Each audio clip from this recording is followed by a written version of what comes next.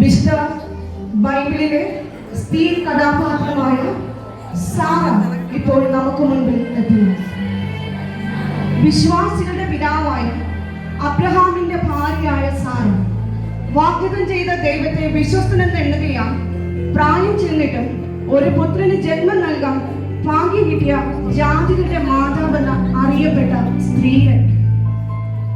തുടർന്ന് നമ്മുടെ അരികിലേക്ക് കടന്നു വരുന്നു ബൈബിളിലെ സ്ത്രീരത്നമായ മിരിയം.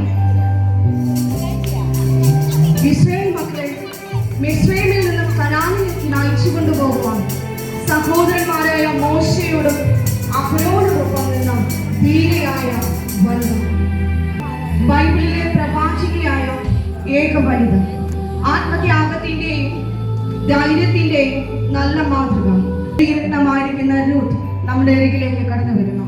യഹോവയോടും അമ്മായിയമ്മയോടുമുള്ള ഇഷ്ടത്താൽ തന്റെ നാടിനെയും വീടിനെയും വീട്ടുകാരെയും വിട്ട് യഹൂദ ദേശത്തെത്തിയ മോവാബിക്കാരിയായ രൂത്ത്, നിന്റെ ജനം എന്റെ ജനം, നിന്റെ ദൈവം എന്റെ ദൈവം എന്ന് പറഞ്ഞ് അവൾ അമ്മായിയമ്മയായ നബോമിയോട് പറ്റിച്ചു.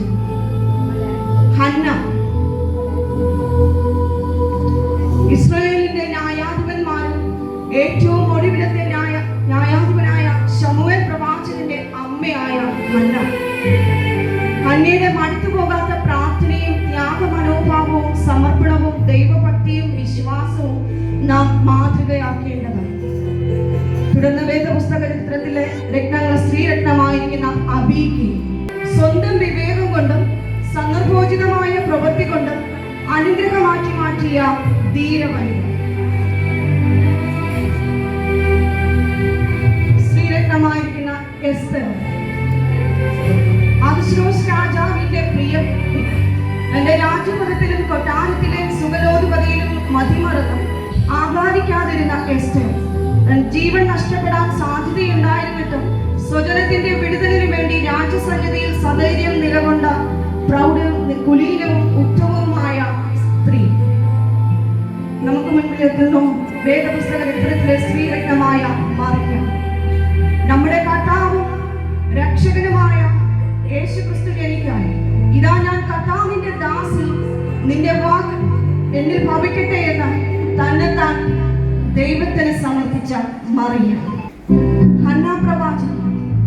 അതുകൊണ്ട് യെരൂശലേമിന്റെ വീണ്ടെടുപ്പിന് കാത്തിരുന്ന എല്ലാവരോടും യേശുവിനെ പ്രസ്താവിക്കുവാൻ ഹന്ന പ്രവാചകൻ കഴിയും. തുടർന്ന് സ്ത്രീരത്നമായിരിക്കുന്ന വേദപുസ്തക ചരിത്രത്തിലെ ശമരിയാക്കാരത്തിൽ യേശുവിനെ മശികയാണെന്ന് തിരിച്ചറിഞ്ഞവർ സത്യം മറച്ചു വയ്ക്കാതെ സർവവും മറന്ന പട്ടണത്തിലേക്ക് ഓടിച്ചെന്ന ആ സത്വർത്തമാനം എല്ലാവരെയും അറിയിക്കുന്നു. അവളുടെ വാക്ക് കേട്ടവർ പട്ടണത്തിൽ നിന്ന് പുറപ്പെട്ട് യേശുവിനെ കാണുവാൻ